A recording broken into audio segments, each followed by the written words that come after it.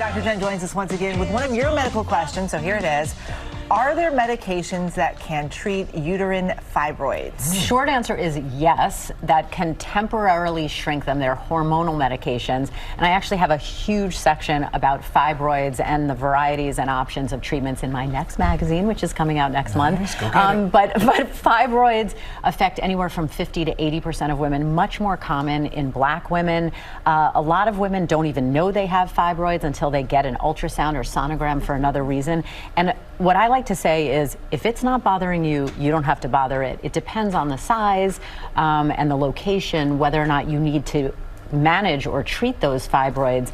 But traditionally, the medication that can treat them is not pleasant for the rest of the body. It kind of puts you into a temporary menopause to cut off that hormonal stimulation, which oftentimes fuels or feeds that fibroid. So at menopause, the good news is that fibroids will shrink a little bit, about 30%.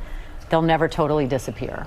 All right, your prescription for wellness. All right, has to do with some self-care tips for those seasonal blues that a lot of people get as we get to this time of the year, seasonal affective disorder. Number one, make your environment sunnier and brighter. Even moving closer to a window where you can see natural sunlight will help, or again, those lamps. Exercising regularly, incredibly important, releases all those feel-good neurotransmitters. And then keeping a consistent sleep routine. You guys, I cannot emphasize this enough.